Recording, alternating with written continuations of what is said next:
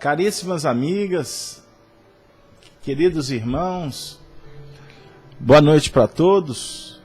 Com muita alegria estamos mais uma vez reunindo-nos para realizar o programa O Apocalipse. Para nós é motivo de extrema alegria nessa data que vai se aproximando e que mexe com o coração de todos, o Natal. Hoje, especificamente dia 17 de dezembro. 17 de dezembro. Então são 20 horas. Nós vamos convidar aos nossos companheiros para fazermos a prece que dará por iniciado a reunião da noite. Convido a todos para, nesse momento, nos desvincularmos do plano objetivo da matéria. Vamos procurar mergulhar dentro de nós mesmos. Vamos sentir a nossa realidade íntima. Perceber o nosso corpo, a nossa respiração. Vamos acerenar. Vamos nos harmonizar com o equilíbrio da natureza, que propõe para nós saúde, bem-estar, recursos que venham cada vez mais a balizar o nosso mundo íntimo.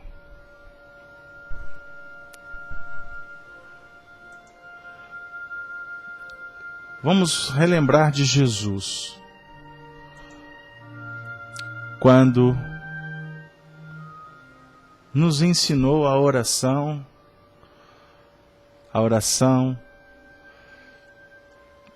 que ficou conhecida como o Pai Nosso. Pai nosso que estais nos céus, santificado seja o vosso nome. Venha a nós o vosso reino. Seja feita, Senhor, a vossa vontade,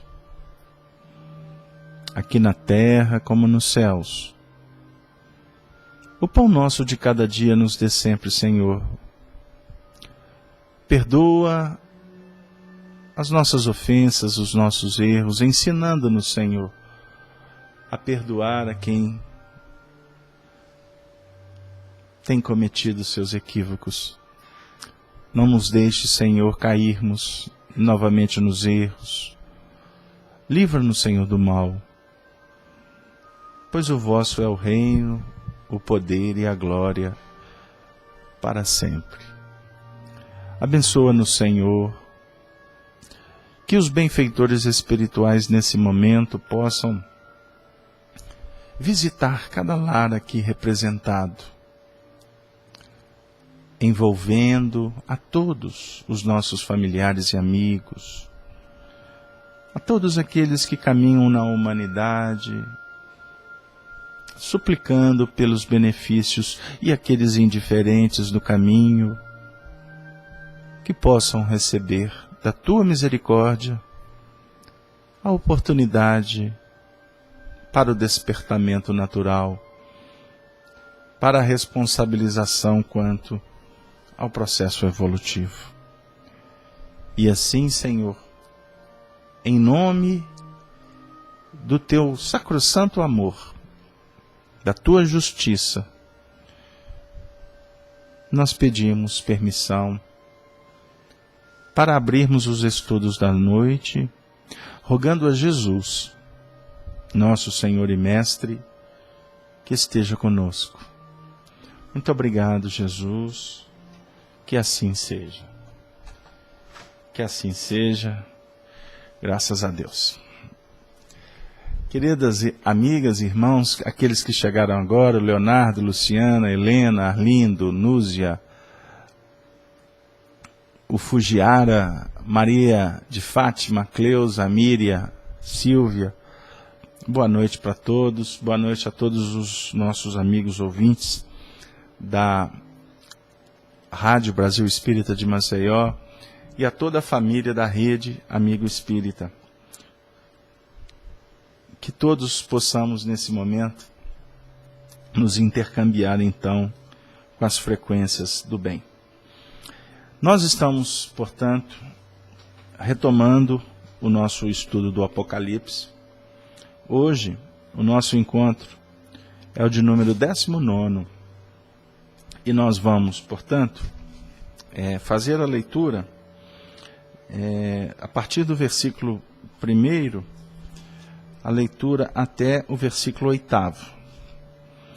Lembrando que nós trabalhamos na última semana com aspectos do versículo 5, versículo 6º e algum movimento do 7º.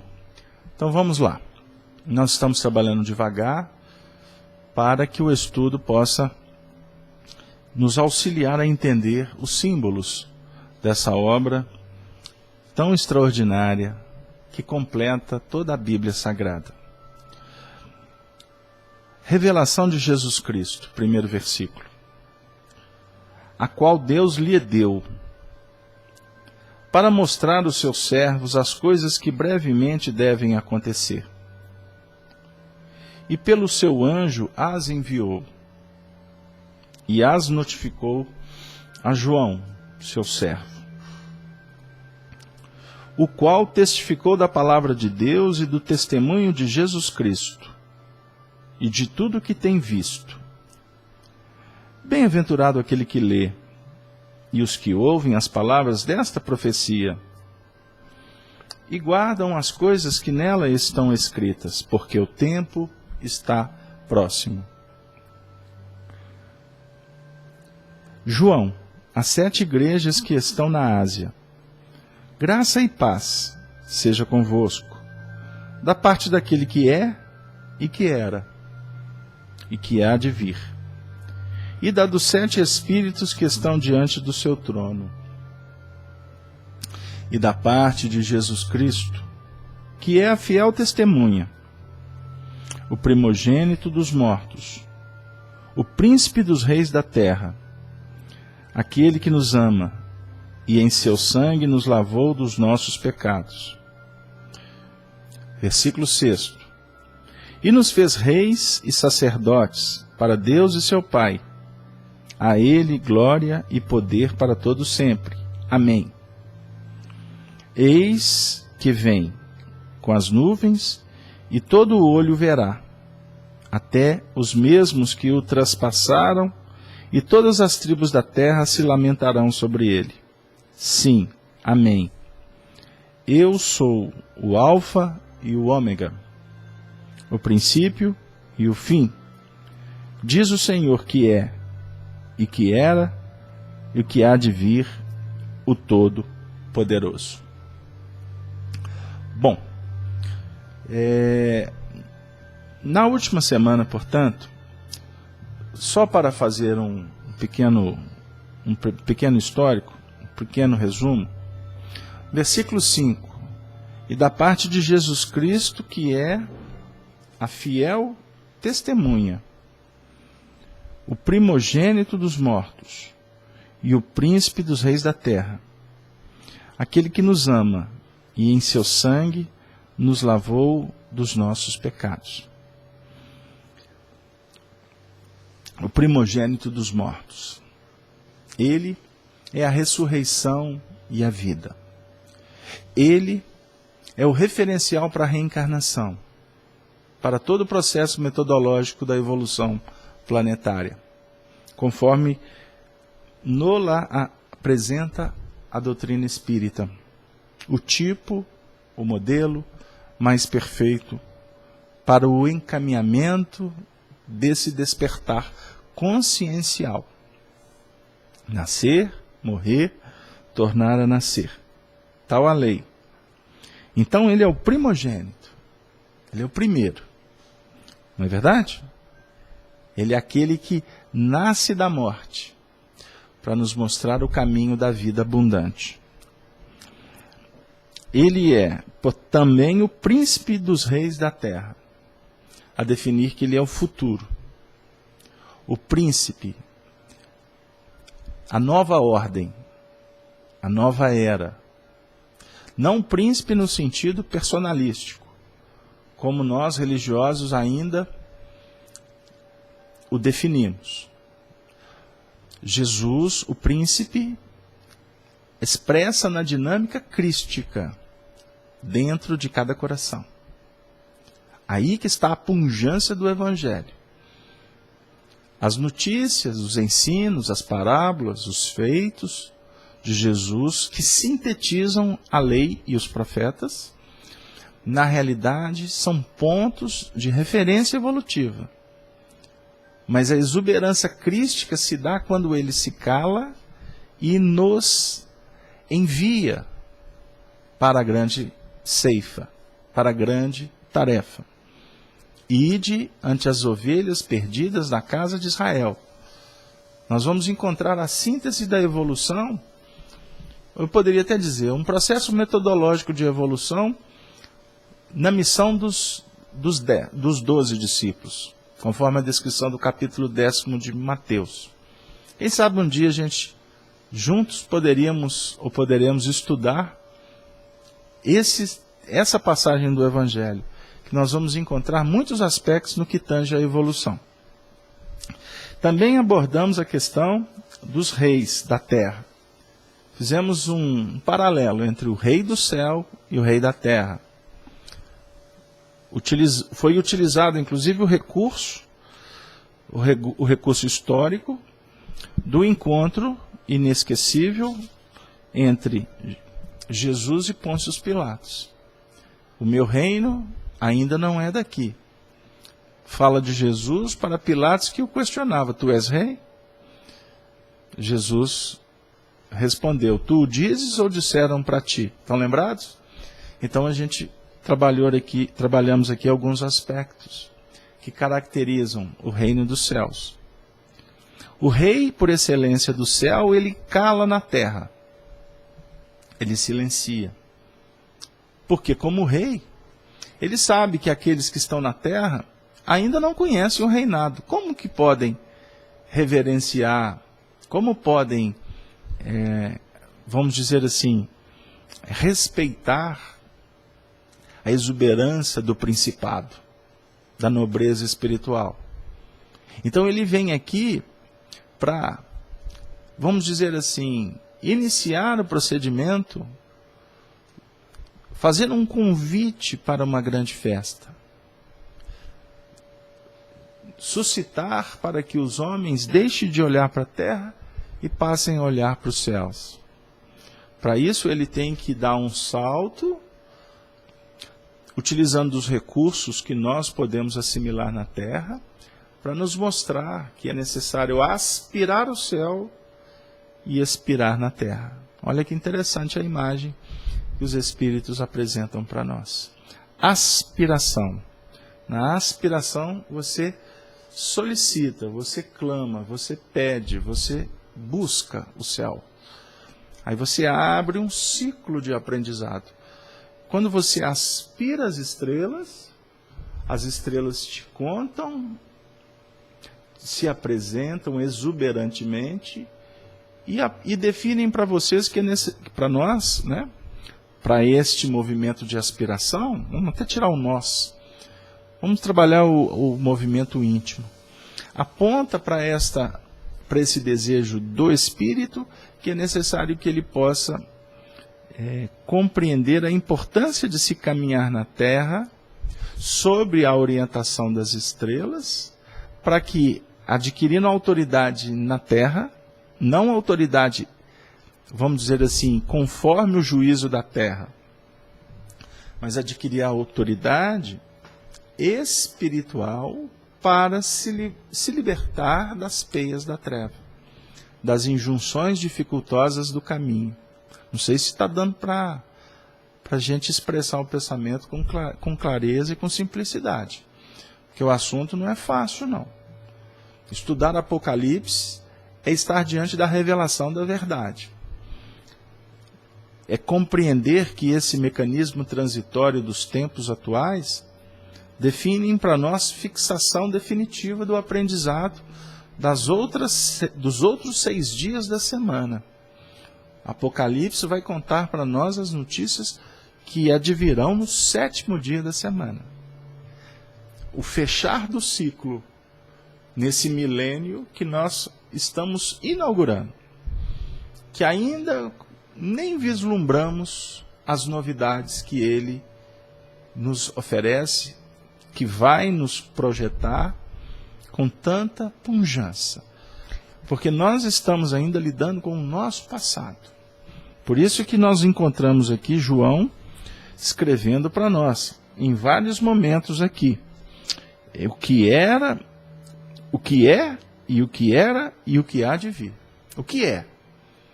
Como que nós podemos conceituar o que é? As conquistas. As conquistas. É o movimento, a oportunidade de lidar com o que era. Porque o que é, na realidade, expressa o que era, em uma nova base. E o que era será o que há de vir. Porque o que é, na realidade, é um processo, vamos dizer assim, é um símbolo que tem a ver tanto com o passado quanto o futuro. Nós não operamos no futuro. Eu quero ir devagar aqui para não confundir. O Espírito não opera no futuro. Nós operamos com o passado, com a visão do futuro. Então, por exemplo, nós vamos encontrar uma expressão belíssima de Calderaro, o benfeitor espiritual, fazendo uma palestra para André Luiz e para vários aprendizes que André Luiz reportou para nós, através das mãos abençoadas de Chico Xavier, conforme a descrição do capítulo do livro, melhor dizendo, No Mundo Maior. Calderaro fala que os espíritos superiores, eles vivem no presente o futuro da raça. Então Jesus viveu na passagem dele todo o mecanismo que se apresenta agora como uma meta clarificada para que a gente estabeleça esse futuro na nossa realidade atual. Então, esse milênio que é classificado pelos estudiosos do profetismo joanino, ele define para nós uma esfera muito importante para a fixação de uma nova era. Não é? Ou seja, nós vamos agora ter a oportunidade de consolidar, de organizar todo o processo do aprendizado e colocar os pés para marchar de uma maneira bem objetiva. Bem objetiva. Agora vamos repetir, cuidando do nosso passado. Então não pense você, não pensemos nós que o passado espiritual está acomodado, lacrado dentro de um sarcófago. Quando a gente assiste esses documentários que remontam, por exemplo, à arqueologia lá no Egito, em outras partes do mundo, mas principalmente no Egito, nós vamos verificando que o que os arqueólogos, o que os cientistas, os historiadores estão procurando nas camadas profundas da terra egípcia, ou seja, buscando trazer para a atualidade a história da humanidade, na realidade aquele movimento da ciência da Terra, ele simboliza o que nós estamos fazendo ao nível do nosso inconsciente. Então, a cada momento em que estamos discursando, que estamos abraçando, escrevendo, parlando, né? A cada momento em que nós estamos olhando nos olhos do companheiro, abrindo uma página, visitados pelos desafios, nós estamos como que sendo convidados pela providência divina, daquele que ama a todos nós profundamente, né? Aquele que dá honra e glória, que apresenta o poder de Deus, que objetiva, portanto, ao nosso despertamento. Por isso é que ele nos fez reis e sacerdotes para Deus e seu Pai. Por que essa expressão nos fez reis e sacerdotes para seus pais?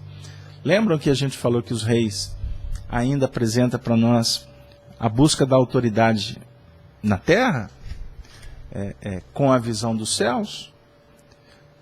E quando se adquire o aprendizado, e esse aprendizado se faz, se apresenta consolidado em nós pela repetição, nós vamos como que transformando a nossa posição de reis em sacerdotes. Sacerdotes, aqueles que falam do que ouvem dos céus, né? Esse é o símbolo. Então, para a gente ser prático, quando você, eu, todos nós, vamos aprendendo uma lição, essa lição passa a ser incorporada em nós. Naturalmente, a gente começa a dizer dessa lição. A árvore vai se apresentar não é pela copa, pelas flores, mas acima de tudo pelos seus frutos. A sua capacidade de demonstrar a produção e, acima de tudo, a multiplicação do que dimana da intimidade. Somos nós. A nossa bipolaridade sexual. Ativo, passivo. Esse movimento, essa conjugação, vai frutificando, vai preparando, vai como que inoculando dentro de nós mesmos a construção do novo homem, que vai representar ou que vai operar dentro de um procedimento de uma nova era. Eu pergunto, está complexo? Vocês acham que o assunto está árido? Existe alguma pergunta, alguma dúvida aí, alguma ponderação? Eu peço a Silvia, a todos que estão no chat, que se posicionem, que nós vamos tentar dialogar de uma maneira produtiva e aproveitando também para nos intercambiar dentro dos parâmetros da ordem, do progresso, da fraternidade. Conto com vocês. Até agora eu só estou relembrando. Bom, a glória e o poder para todo sempre. Então a autoridade é para todo sempre. Por isso é que devemos tomar cuidado de não ficar presos em adquirir poder transitório na terra. Devemos laborar para, na operação, nas nossas tarefas, na nossa família, com os nossos amigos, adquirir a autoridade para sempre. Por isso é que alguns companheiros, em nível religioso, temos dificuldade de entender isso. Porque julgamos de uma forma indevida que seguir Jesus é entrar para a religião. Abandonar tudo que envolve as nossas responsabilidades na terra. E, na realidade, o procedimento não é esse. O procedimento em seguir a mensagem do Evangelho é nos comportarmos de uma maneira coerente com o Evangelho, aonde? No templo, no centro espírita, vestindo togas, praticando de ritos, nos curvando a sacramentos, a promessas. Não. Embora respeitemos aqueles que operem nessas bases. Mas a nossa busca aqui é seguir Jesus abrindo o coração para a mensagem dele, e esta mensagem nos colocando de face a face diante da glória da vida. Por isso é que a ele glória e poder para todo sempre. A fixação da virtude é para todo sempre. Amém. É a saudação. Não é? É a saudação à mensagem gloriosa, a mensagem espiritual. É a confirmação do amém para o movimento da intuição plena, genuína. Então eu queria até abrir um parênteses para quebrar um pouquinho, refletir com vocês no sentido de que lidar com as letras do Antigo e do Novo Testamento, à luz da doutrina espírita, se torna, vamos dizer assim, um procedimento extremamente rico. A oportunidade é estupenda, porque antes a gente lia essas palavras, essas frases, esses versos, associando sempre a batina, ao sacerdote, ao templo, não é? A todo um procedimento ritualístico. E na realidade aqui, as palavras simbólicas, dentro dessa mediunidade exuberante de João, elas estão se referindo a um procedimento evolutivo de cada um. Então, honra e glória na intimidade, honra e glória do lado de fora, nas nossas relações sociais. Então, aí, só nisso aqui eu posso dizer para vocês, de uma forma muito tranquila, que o aprendizado, a didática espiritual, se dá no movimento do ir e do vir. Pegaram aí a ideia? Então, o sacerdote opera primeiro consigo mesmo. Como? Lidando com o semelhante. Então, a gente mergulha para aprender, para aprimorar, com as mãos estendidas para o semelhante, com os olhos voltados para a prática do bem junto àqueles que estão conosco, porque através dos recursos que a relação oportuniza, pelas suas expressões fenomênicas da razão, do sentimento, das emoções, é que nós vamos compreendendo de verdade o nosso mundo íntimo. Então, o Apocalipse, outro dia conversava com um companheiro que acompanha semanalmente o nosso trabalho. Tivemos uma conversa muito fraterna, muito produtiva. Ele me disse assim: puxa vida, eu nunca imaginei, eu nunca pensei que estudar o Evangelho poderia ter uma produtividade tão intensa à luz para o nosso enriquecimento, né? Porque a gente lê e não vê.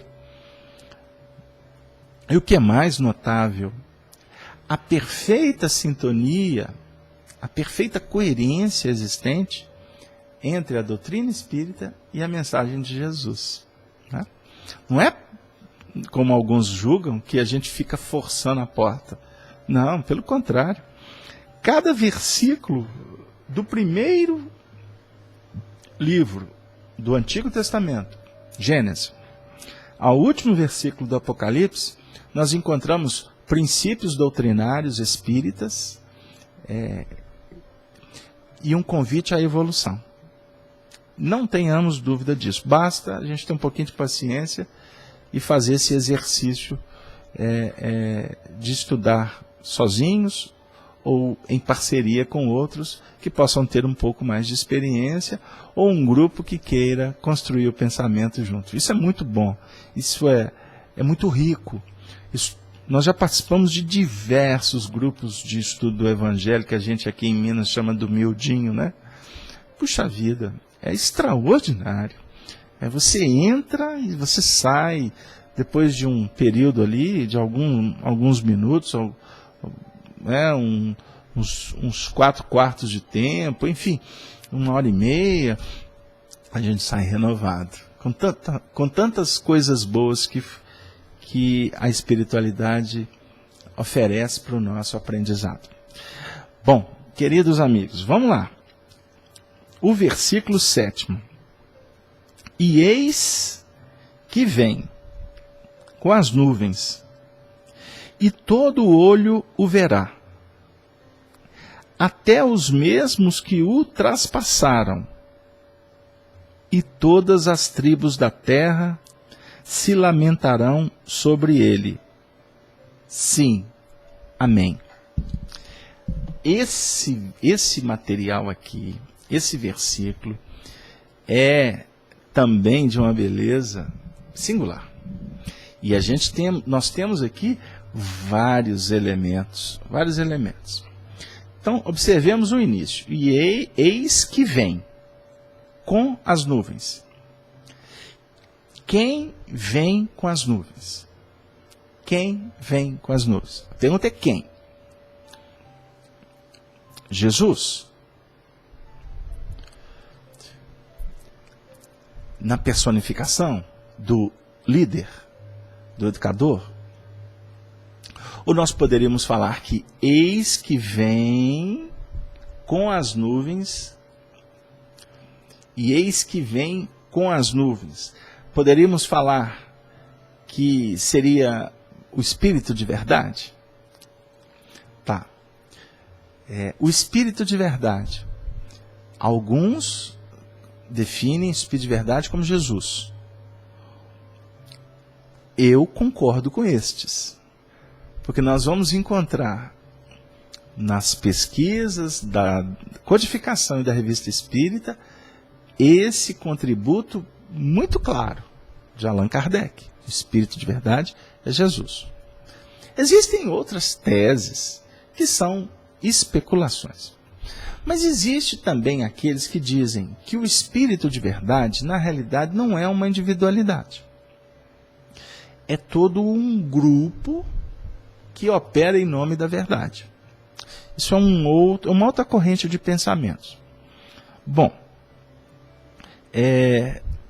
tem uma argumentação muito simples, que pode justificar toda uma tese que está sendo muito bem escrita por algumas pessoas do movimento. Mas se a gente for no Prolegômenos do Livro dos Espíritos, nós vamos ver várias assinaturas. João Evangelista e etc. E uma delas está escrita assim, o Espírito de verdade. Então, o Espírito de verdade é uma individualidade, certo? Bom, mas o que importa para nós não é discutir esses detalhes. O que vale para nós é a proposta que o Espírito de verdade é o gerente, é o coordenador, certo? Qual é a proposta? Do Consolador prometido. A revelação genuína, com as suas características filosóficas, científicas e doutrinárias ou religiosas, como alguns abordam. Nós fizemos um estudo umas semanas atrás sobre o Espiritismo é uma religião, e foi até motivo de alguns debates que chegaram para nós. E eu percebi que alguns não compreenderam a nossa fala. O Espiritismo é ciência, filosofia e religião, é tríplice aspecto. Agora, o que caracteriza essencialmente a proposta espírita é dela ser uma doutrina filosófica. Ela apresenta uma filosofia moral que tem como base os ensinamentos do cristianismo. Isso é ponto mais do que claro apresentado por Allan Kardec. Isso é indiscutível. Inclusive, na Revista Espírita de 1868, nós temos um artigo intitulado O Espiritismo é Religião? Pesquisem. Vocês vão encontrar exatamente o que eu estou dizendo. Mas o que importa para nós é que a doutrina espírita apresenta para nós um mecanismo extraordinário, um laboratório bendito chamado caridade. Caridade. Como? Vamos pegar a questão 886 do Livro dos Espíritos? Como poderia se definir a caridade numa ótica superior? Caridade, aí os Espíritos respondem, benevolência, indulgência e perdão. Então a gente observa que a caridade, na essencialidade, é um trabalho íntimo, é um movimento de sentimentos, de emoções que tem nas mãos, nos olhos, no corpo, nos recursos, elementos para se trabalhar principalmente as questões íntimas. Por que fazê-lo ou não fazê-lo? Por que fazê-lo? Porque fazer, as razões são muito simples. Se estamos compreendendo a proposta da evolução espiritual, conforme a doutrina espírita nos aponta, nós vamos entender basicamente que não se evolui sentado na beira do caminho que não tem mais fim. Como escreveu lá para nós e cantou de uma forma romanceada o nosso querido Erasmo Carlos, na década lá de 80, de 70 melhor. Então, voltando, evoluir é operar. Por isso a caridade, no dizer de Vicente de Paulo no Evangelho segundo o Espiritismo, é a única âncora capaz de salvar a humanidade.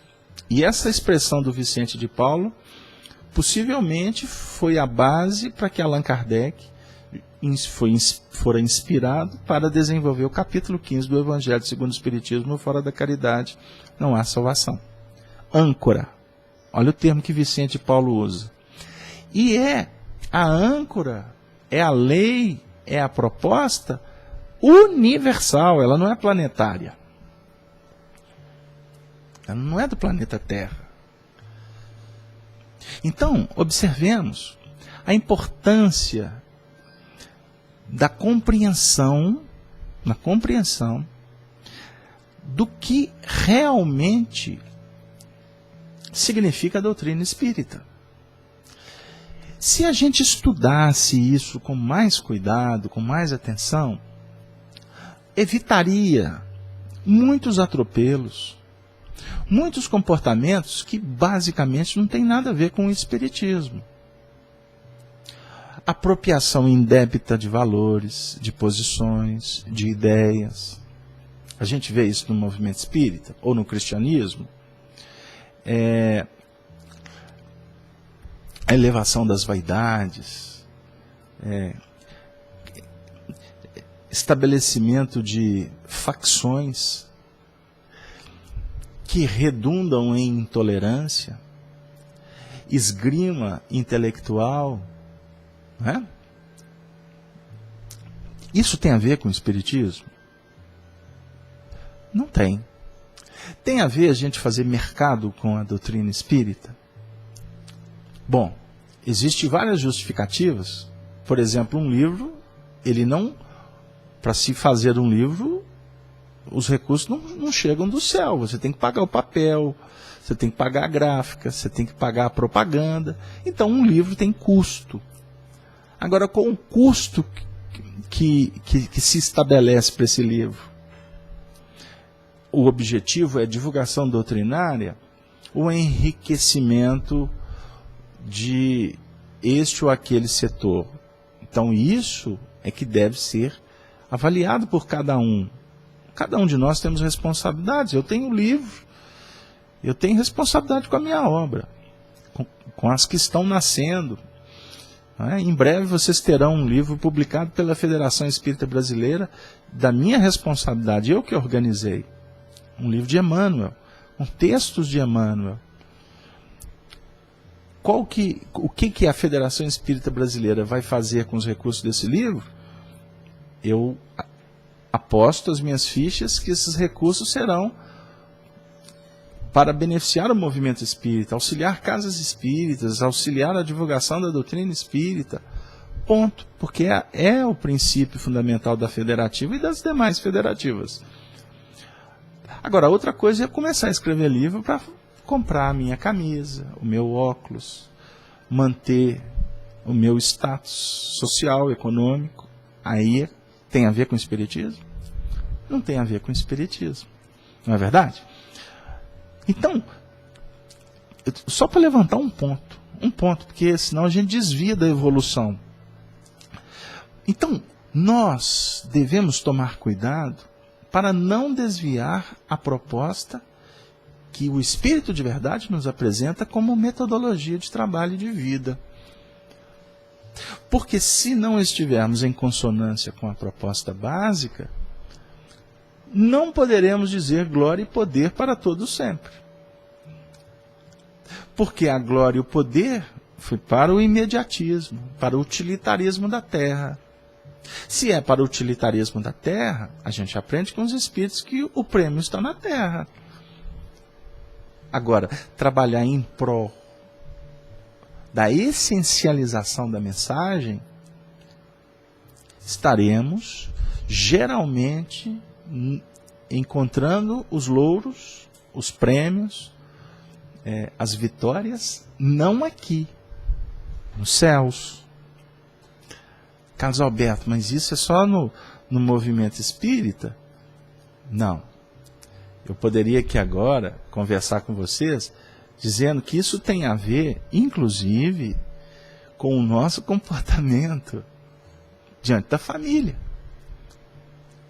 É necessário a gente observar que o cristianismo não fica no templo. Ele é um convite para o território da vida. Eu vou pegar aqui agora, se vocês me permitem, uma participação importante da Marilac. Ela está dizendo assim: para conseguir ver desta forma, é necessário traspassar as nuvens que nos mantêm alheio à nossa realidade. Dissipando as nuvens, ou seja, abrindo a mente para que os nossos olhos, o coração no caso, possa dar graça. Isso que seria o conhecimento? A Marilac deu uma acelerada no processo. Mas a gente ia chegar nisso aí mesmo. Então, Marilac, vamos dizer assim, o movimento espírita, ele está simbolizado, por exemplo, nas nuvens. Porque as nuvens, vamos pensar nas nuvens no seu sentido físico? Vamos pensar nas nuvens? As nuvens, elas dificultam a chegada dos raios solares de uma forma direta, não é verdade? Então, quando o tempo está nublado, a gente vai ter uma atmosfera escurecida.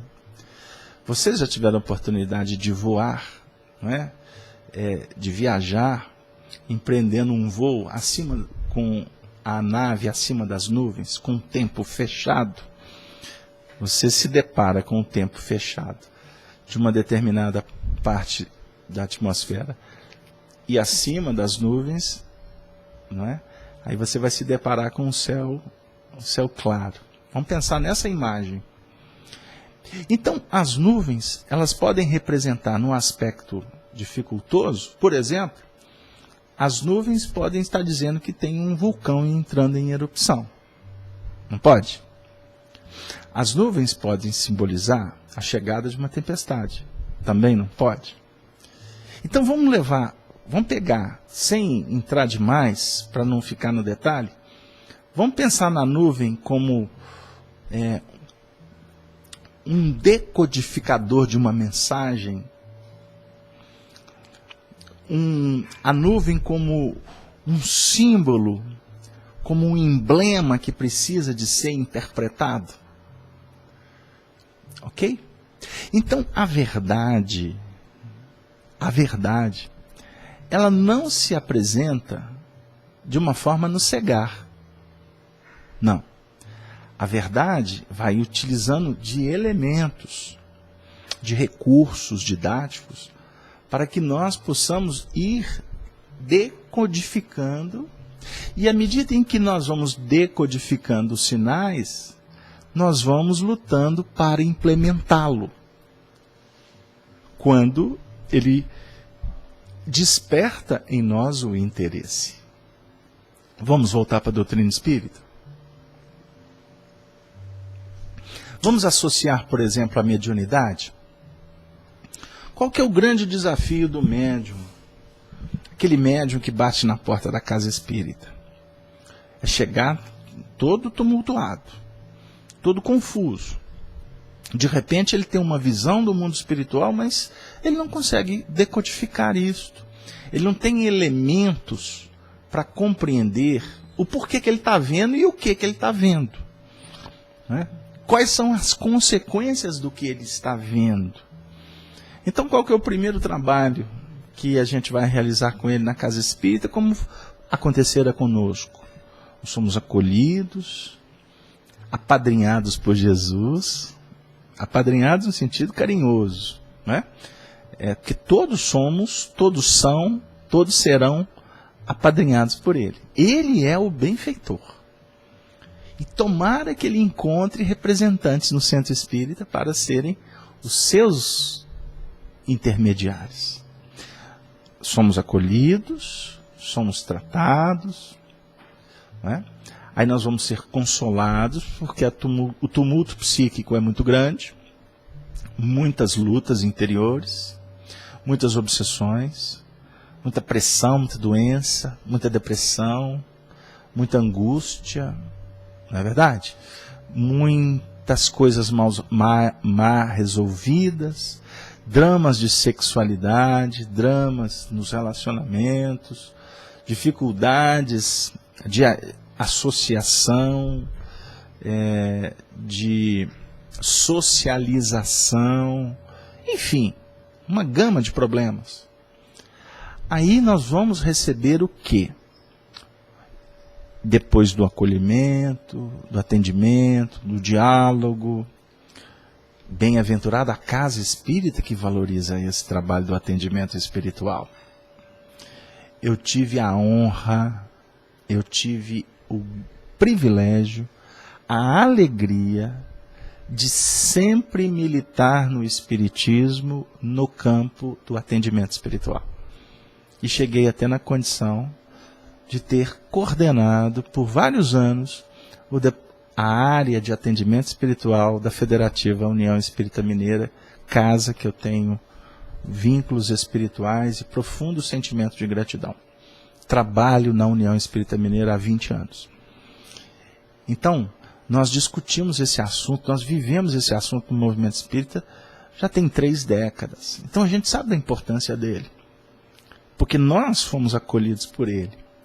Mas aí depois do atendimento espiritual, o indivíduo vai se ajustando, ele vai recebendo as noções básicas de espiritismo, de uma forma tranquila, viu, Leonardo? De uma forma, chamou, eu não entendi, clamou, eu não entendi, Leonardo, a sua ponderação no chat. Você explica para mim, por favor?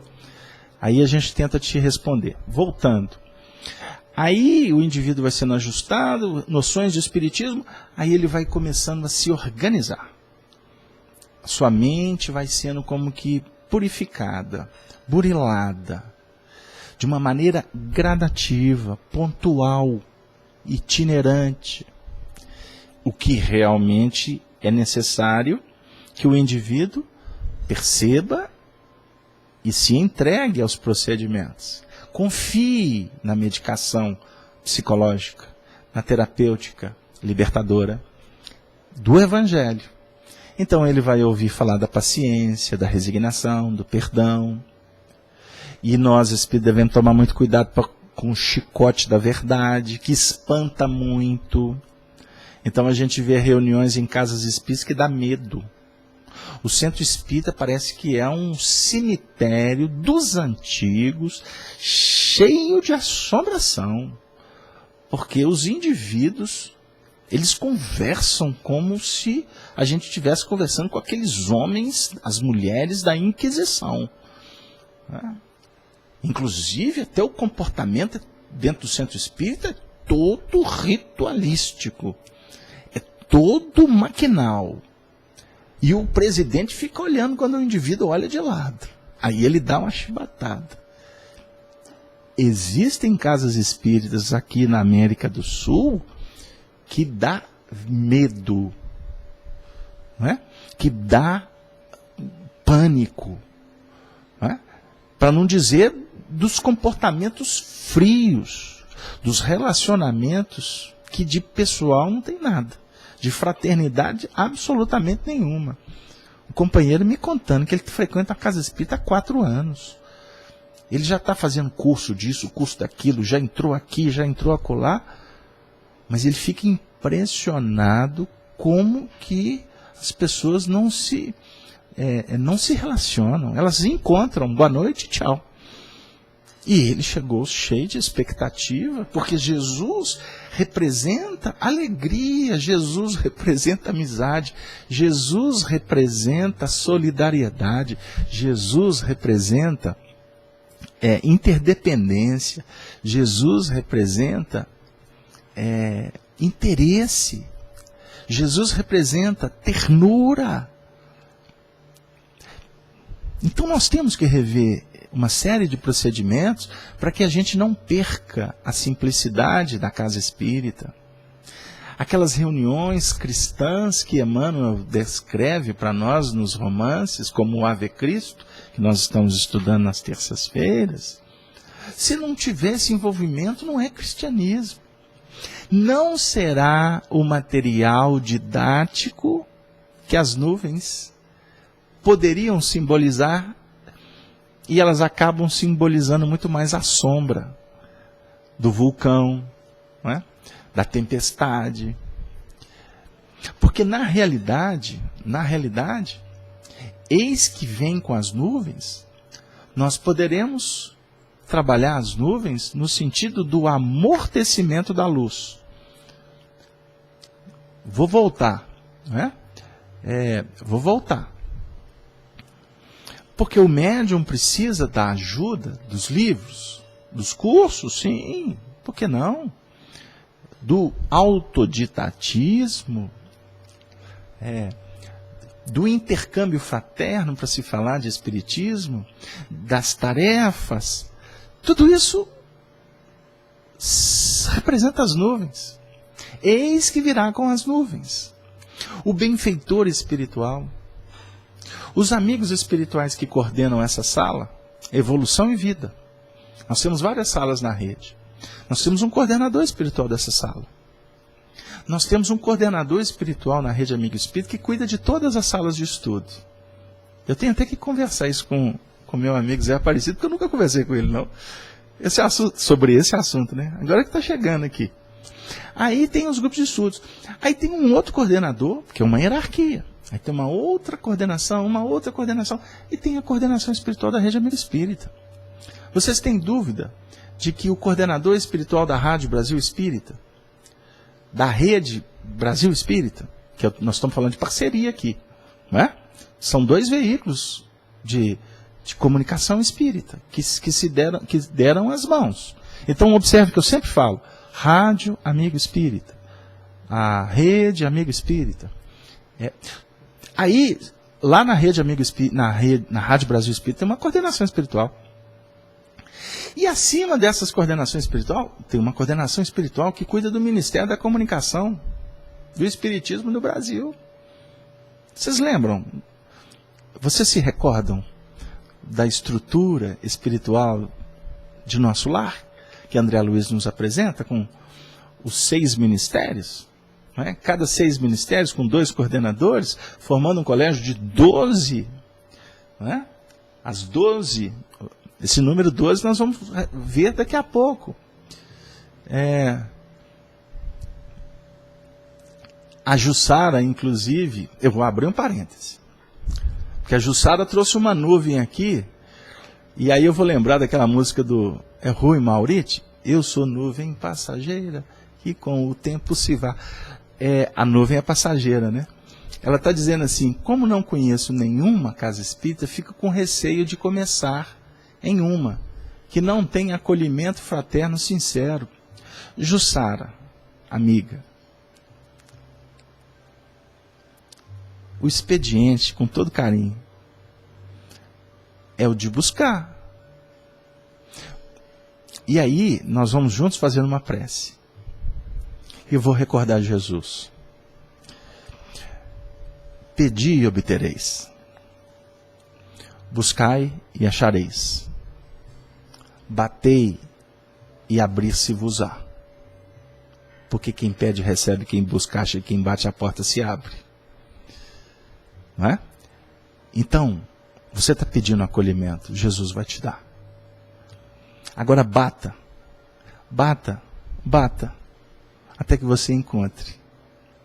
Entendeu? Busca, até me perdoe, eu pulei uma etapa. Pedir, você já está pedindo. Isso que você colocou aqui agora já é um pedido. E eu garanto que os espíritos já estão prestando atenção no seu pedido. E eu não estou sendo místico, não. Eu estou falando de ciência espiritual. Onda mental, responsabilidade, desejo, resposta. Pedi e obtereis. Buscai. Começa a buscar. Porque até agora você só está pedindo. Começa a buscar. Agora, não busque nos homens. É isso que nós temos que entender. Porque senão eu me limito. Eu limito a mensagem de Jesus. Essas nuvens vão ficar só prenunciando sombra. Não. Busca, minha amiga. E saiba que a porta vai se abrir. Agora, a porta que vai se abrir é a porta que nós merecemos. Até para testar se realmente a gente está buscando. Se a gente está buscando, se a gente está sendo obediente, resignado. Se nós estamos sendo tolerantes até na nossa busca. Porque buscar perfeição no outro, a tendência é a gente se dar mal. Não busque perfeição no outro, não julgue o outro. O outro é um aprendiz como eu, que precisa de misericórdia. Agora, existem muitos samaritanos que são muito ternos, sensíveis. Existem muitas mães nas casas espíritas que dão um show de bola. Agora, eu não devo buscar dessa maneira. Eu tenho que me movimentar a definir que nós precisamos de aprender em conjunto. Então, também observamos pessoas no nosso meio que também se afastam das atividades porque entram no julgamento, nas condenações.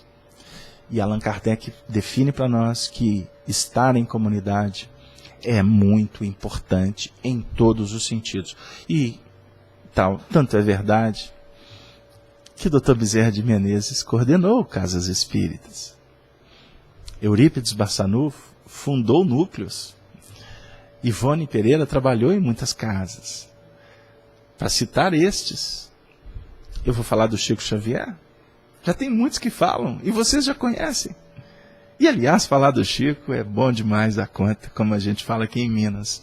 Mas nós temos que trabalhar no sentido mais universalista. Porque senão a gente, sem querer, acaba também alimentando estas facções que trazem muito mais dificuldades do que a agregação. Aí o Arlindo Pinheiro está dizendo assim: esses dias sonhei que falaram exatamente isso tudo. Nessa nuvem que está sobre algumas casas, criando muito modismo e rigorismo, temos que unir em prece para não perdermos a pureza da doutrina espírita. Amigo, Arlindo, é isso aí. É isso aí. Aí você está abordando a nuvem no sentido da nuvem sombria.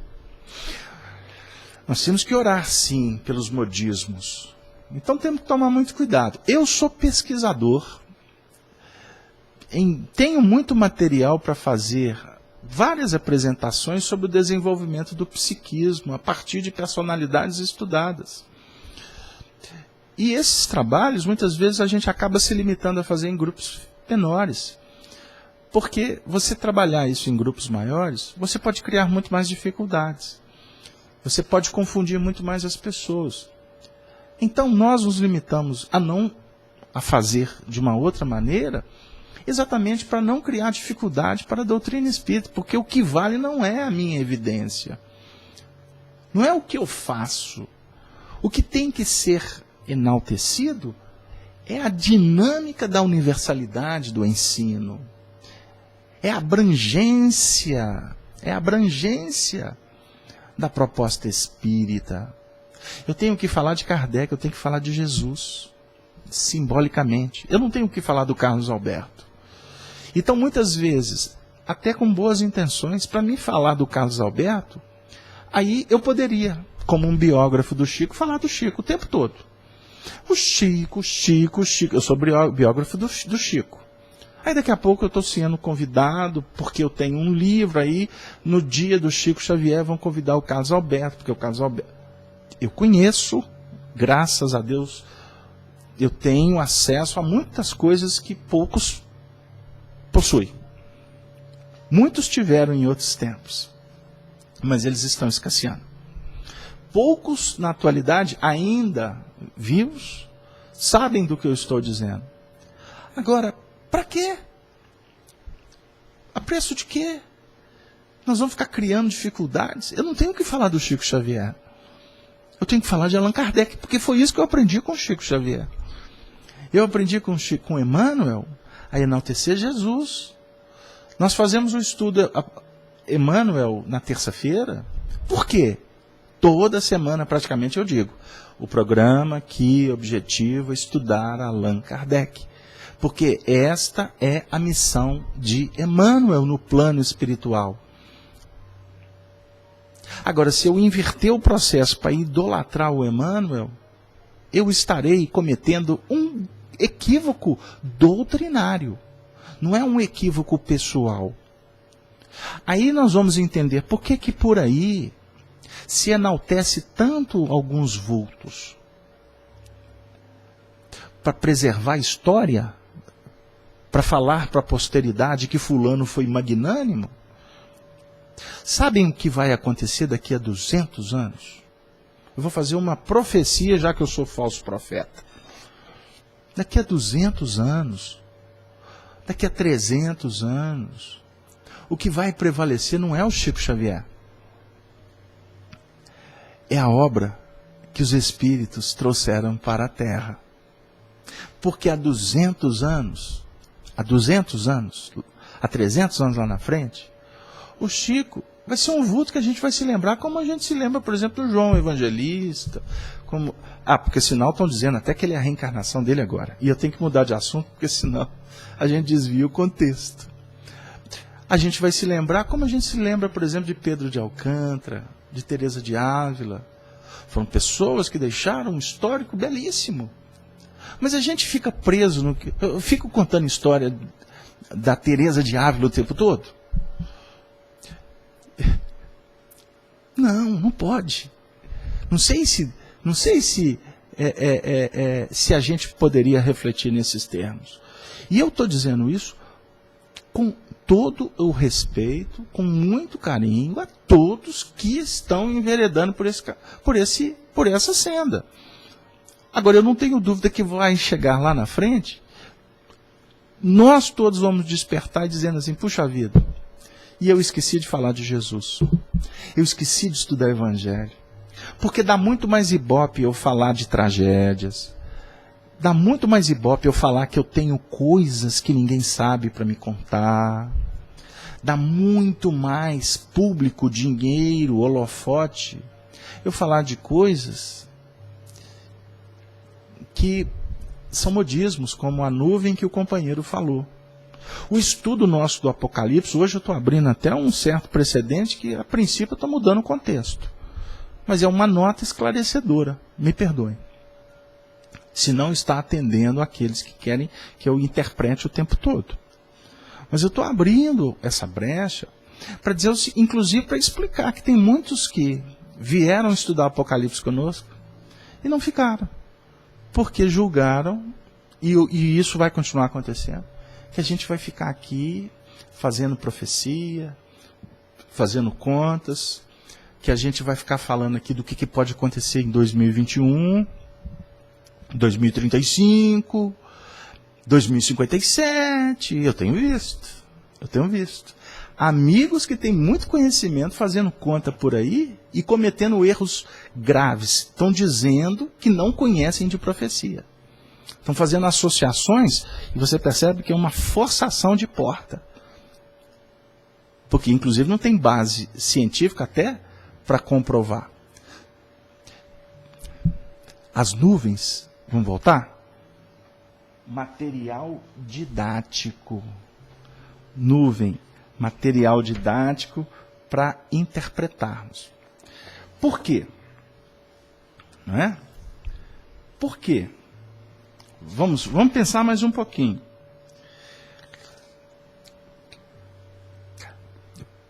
Porque nós não temos ainda condição de ver em plenitude. Não estamos ainda em condições de ter intuição genuína. A intuição pura. Olha o que eu vou dizer. Eu vou fazer um convite a vocês, um convite didático. Preste atenção no que eu vou falar. Feche os olhos. Eu vou citar o Evangelho. Eu e o Pai somos um. Eu vou repetir. Eu e o Pai somos um.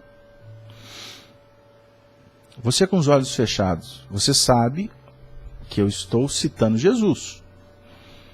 Eu e o Pai somos um. Qual que é o elemento que você tem na sua intimidade para ouvir essa expressão do Evangelho? Eu e o Pai. Eu acho que ele está falando de Jesus. Aí você já logo busca na memória uma imagem de Jesus, que não é a real.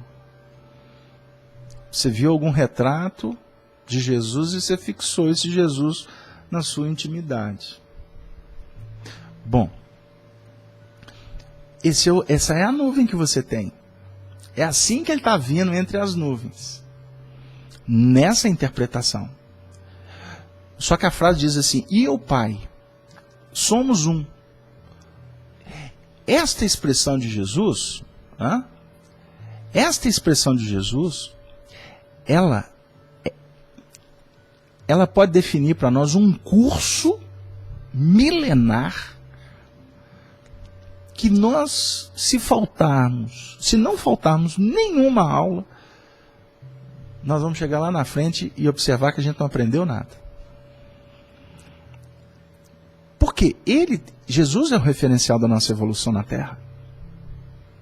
Então Jesus é a nuvem. Olha o que eu vou dizer. Jesus é a nuvem. Jesus é o símbolo que nos auxilia a interpretar.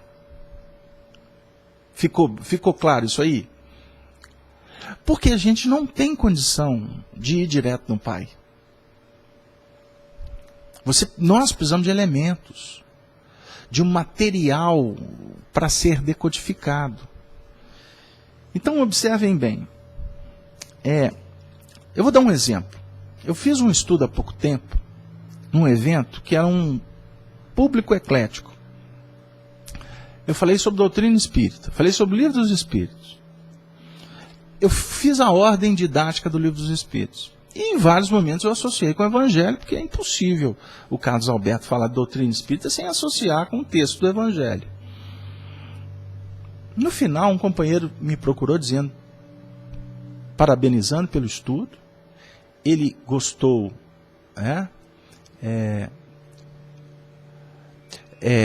a nuvem de testemunha daqui a pouco, tá, Arlindo? Só um pouquinho. Ele falou o seguinte, que todas as vezes que eu falei do Evangelho, eu toquei o coração dele. Mas aquele negócio de espiritismo para ele não valeu nada. Mas quando eu falava do Evangelho, porque era o material didático dele, ele é conhecedor das letras. Eu vi claramente o passado espiritual dele como sacerdote. Ele era um homem do povo. Mas antes ele foi um sacerdote católico, que estudava os textos o tempo todo.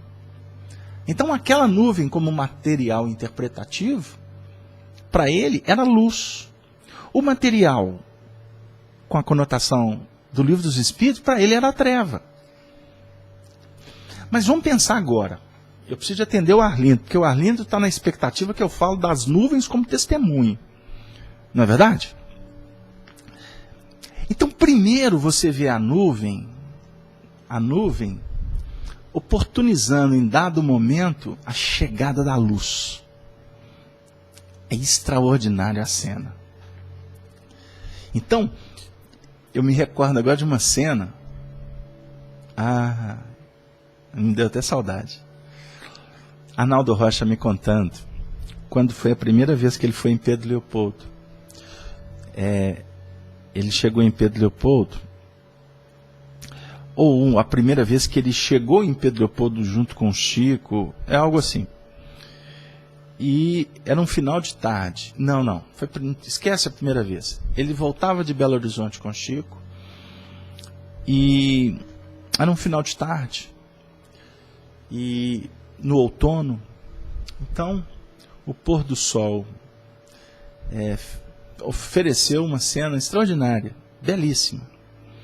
O sol se pondo entre as nuvens e formando aquela imagem toda dourada no meio das nuvens. Aí o Arnaldo gostava de apreciar essas cenas, e ele começou a apontar para o Chico: olha ali, está dando uma forma disso, ali, uma forma daquilo.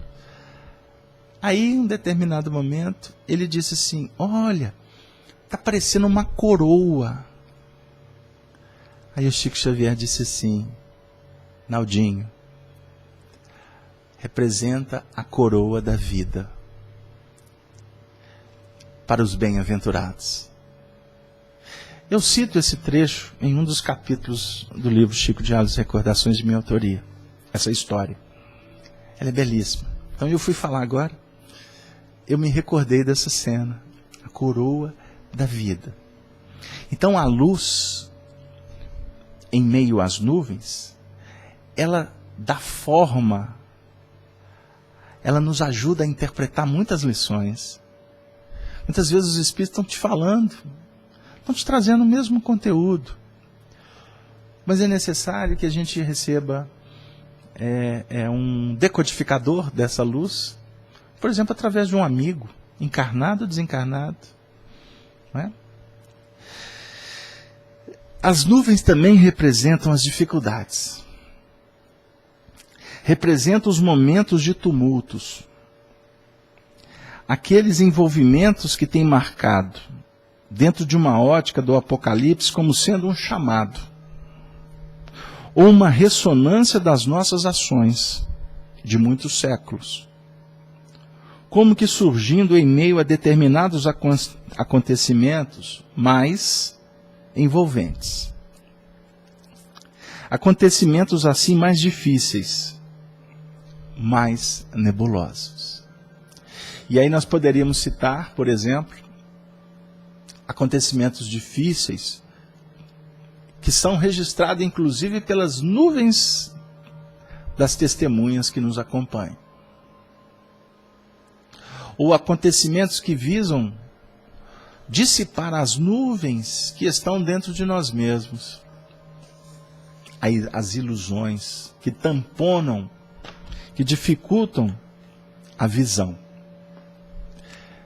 E aí a gente passa mais à frente um pouquinho, Arlindo, eu não sei se a gente conseguiu te atender aí.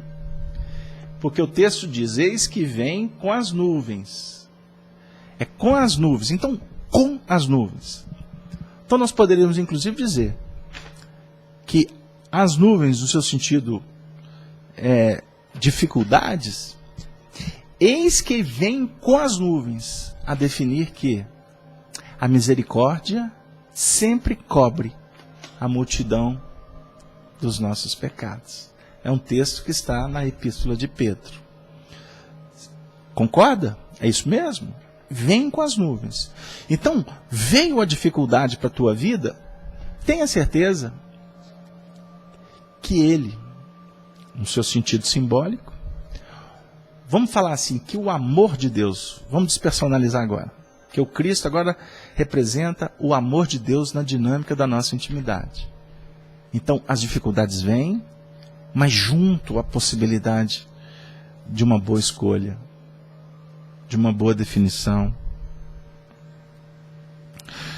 Todo olho verá, em sequência, né? E todo olho o verá.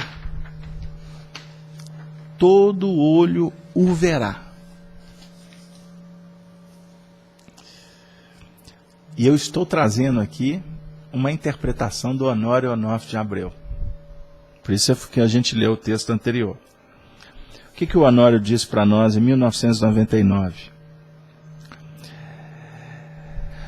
Notamos que esse olho, no singular, representa não a visão no seu sentido físico, ou a capacidade de observação, que é tradicional ao nível dos sentidos,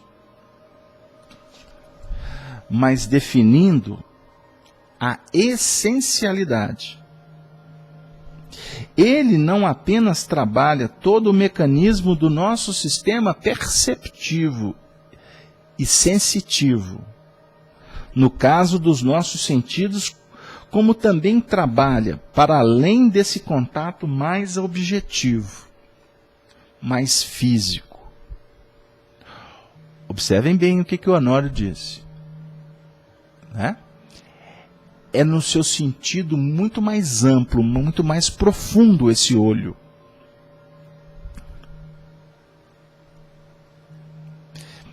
Aí o Honório lembrou do ver contido no Evangelho.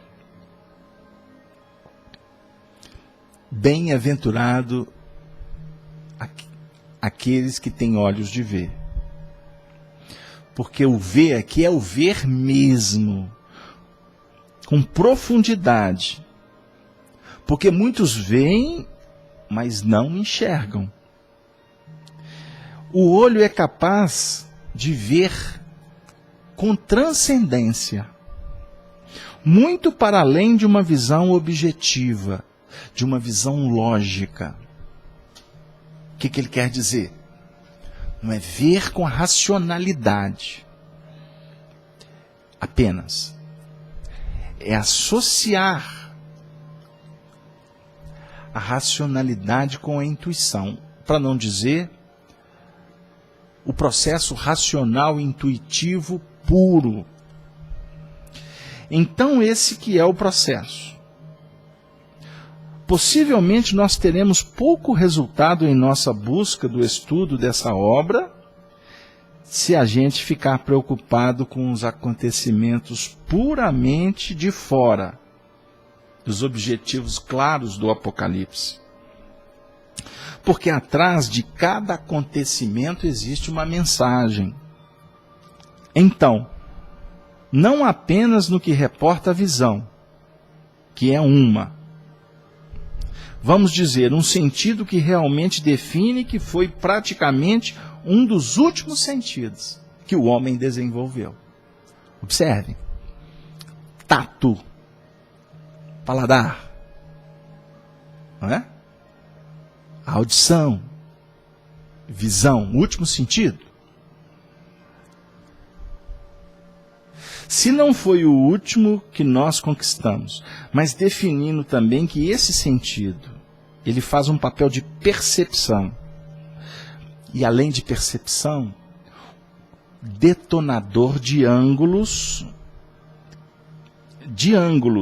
novos da nova personalidade. No que respeita à instauração de novas linhas. Eu vou ler só mais esse trechinho para terminar. Então o olho por excelência é a mente na sua essencialidade. Mente no seu sentido além do normal,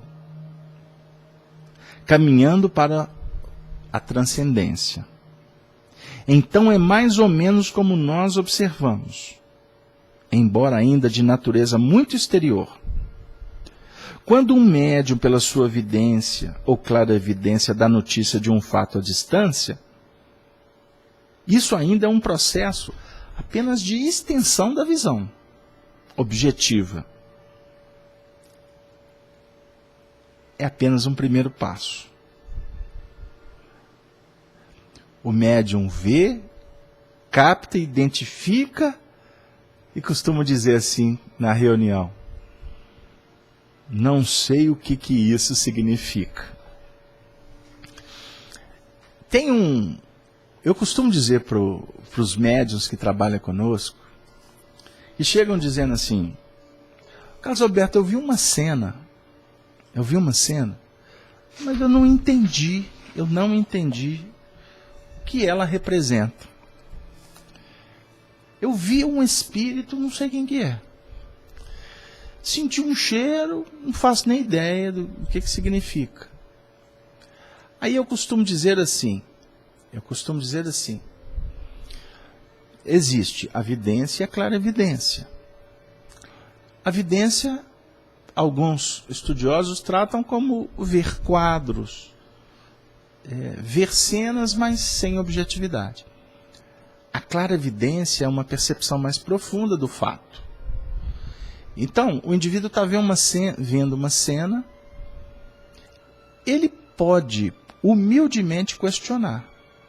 Aliás, ele deve questionar. O que essa cena representa? Quando ele faz esse movimento, ele pode não obter resposta, vou repetir, por parte do seu benfeitor. Mas ele está se esforçando em pedir, em buscar e em bater. Porque quando ele obtém a resposta, ele está desenvolvendo na sua intimidade a sua capacidade, não só perceptiva, mas ampliando o seu leque de compreensão dos fatos. Deu aí? Deixa eu dar um outro exemplo. Uma companheira me disse assim: Carlos Alberto, eu não sou médium ostensiva, mas muitas vezes eu estou em casa e eu sinto uma presença de alguém chegando, e isso para mim é muito claro. Eu vejo, eu sinto, percebo claramente que o indivíduo entrou no ambiente. Aí, antes eu entrava em pânico. Aí, a partir das orientações que a gente foi tendo com vocês, enfim, hoje eu aprendi. Eu escutei isso ontem. Hoje eu aprendi. Quando o espírito se aproxima, eu entro em prece. Senhor Jesus, que ele se sinta bem, que ele se sinta confortado, esclarecido, e que ele perceba que existe lugares que ele possa aprender alguma coisa. Porque ela me disse, porque eu subentendo que esses espíritos que eu sinto aproximando não são espíritos que estão em boas condições, porque eles, quando chegam, me causam desconforto. Quer dizer, com o estudo que ela foi fazendo, da lógica, da doutrina espírita, no seu sentido do mecanismo mediúnico, ela foi começando a operacionalizar com uma sintonia com o Evangelho. Porque se ela só vê e identifica, e não coloca sentimento na operação, e sai para operar, ela está simplesmente fazendo psiquismo. Agora, quando ela sai para semear o bem, ela já estará trabalhando com Jesus. Não sei se deu aí. Então, o texto vem dizendo assim para nós: eis que vem com as nuvens, e todo olho o verá. Vocês estão percebendo comigo aqui que esse processo, ele representa não um acontecimento histórico, como até hoje se apregoa, e eis que ele virá, como o próprio Paulo faz uma reverência, em meio dos anjos, numa carruagem de fogo, e isso vai acontecer no ano tal, daqui a 1000 anos, daqui a 50 anos, O processo aqui observem a capacidade mediúnica de João Evangelista. Porque um médium que escreve, que retrata, que alguns defendem que não foi ele que escreveu. Ele tinha um médium com ele, copista. Alguns falam que ele tinha até médium de efeito físico com ele. Isso para nós, especulação. O que importa é a maneira com que ele trouxe, dentro da sua capacidade, com os elementos que ele tinha na época. Então, Leonardo, você que está estudando conosco aí, A nossa dificuldade em entender a doutrina espírita é nesse sentido, que a gente vê claramente que a gente está na...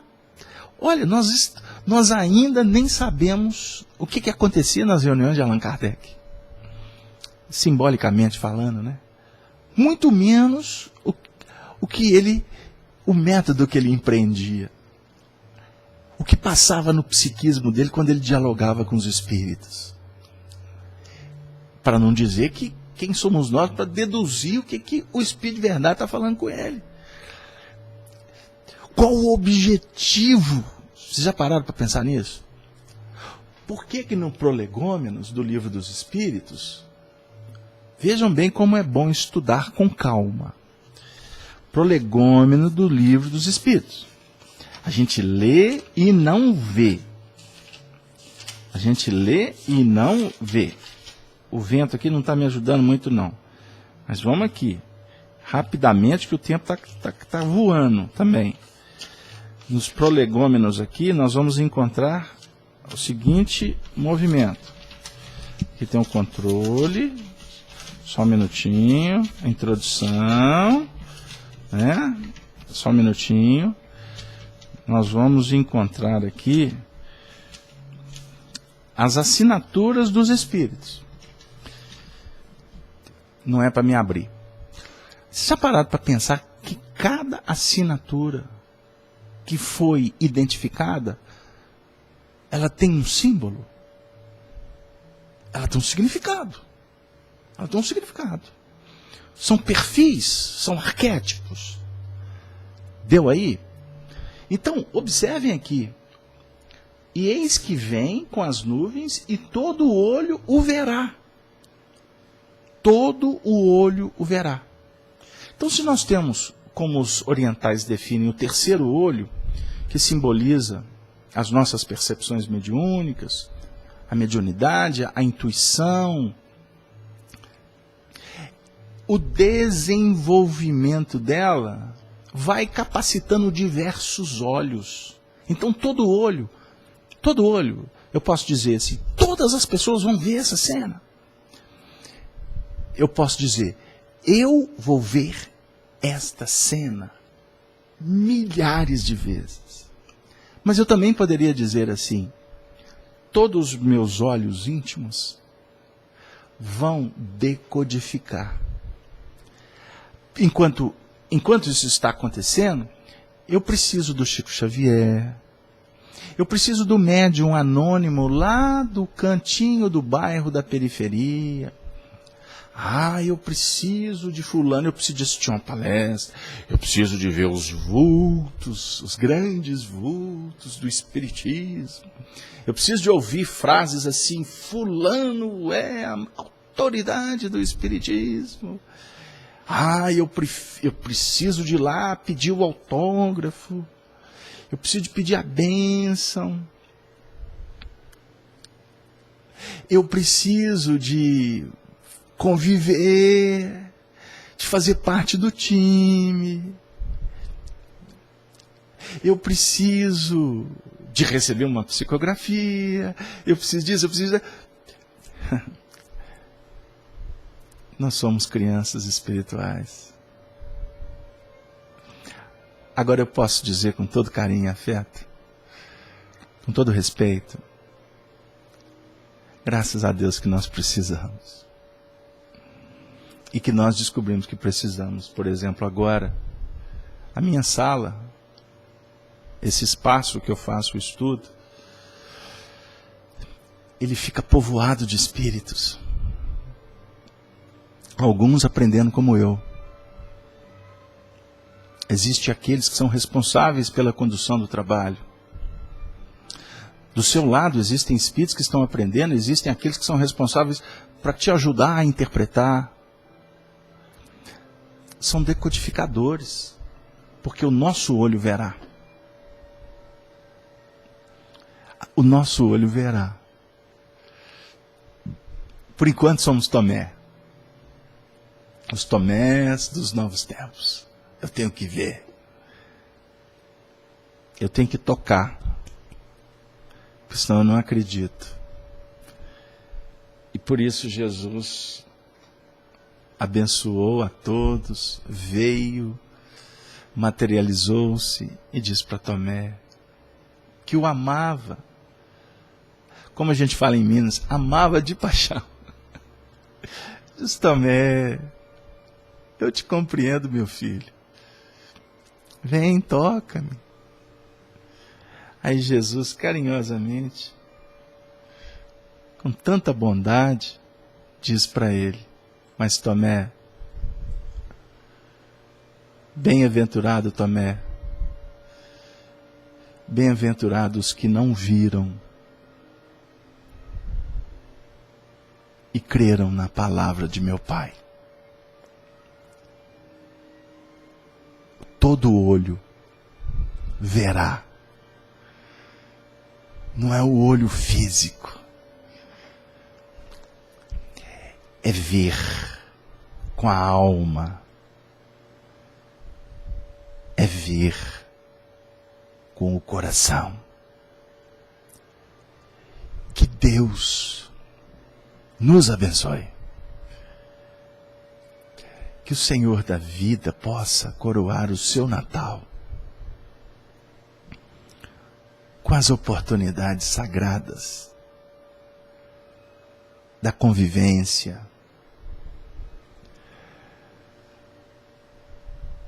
da sensibilização, que a manjedoura represente o símbolo das nossas esperanças na nova era, que a criança Jesus toque os nossos corações para a criança que está nascendo dentro da gente, que um dia vai se tornar um espírito puro, um espírito que há de dizer: eu e o Pai somos um. Eu desejo a todos vocês um feliz ano novo. Que 2016 seja pródigo para todos, de força, de resignação, de entendimento, de tolerância, de fé, de caridade, de perdão. Que 2016 seja um ano cristão. Que 2016 seja um ciclo que se abra para que nós possamos estudar e viver a mensagem do Cristo. Que 2016 seja um pórtico que possa abrir possibilidades para o soerguimento de todos, para a aproximação com os inimigos, para a cordialidade, para a nobreza, para a educação. Que 2016 seja um ano da doutrina espírita e não dos espíritos ou dos espíritas. Que 2016 possa Jesus ter em cada um de nós o cristão dos novos tempos, com simplicidade, com humildade, com bondade, com caridade. Eis a senha da excelsa felicidade. Assim nos despedimos, rogando a Jesus que possamos retornar a partir da segunda quinzena de janeiro, para dar continuidade a esse estudo do Apocalipse, que a gente tem observado está se transformando num manancial de bênçãos para o nosso ainda frágil coração. Que as estrelas continuem a brilhar, pois elas foram criadas para brilhar. Sabemos que elas não brilham com os corações partidos. Façamos que os corações se unifiquem com o coração crístico do Senhor. Nos despedimos com a saudação dos cristãos, lá daqueles tempos abençoados. Ave, ave, ave Cristo. Que Maria Santíssima nos inspire a seguir sem vacilações. Um beijo no coração de você, que eu gostaria de pedir a oportunidade, a vênia, para dizer: você, amigo, amigo para sempre.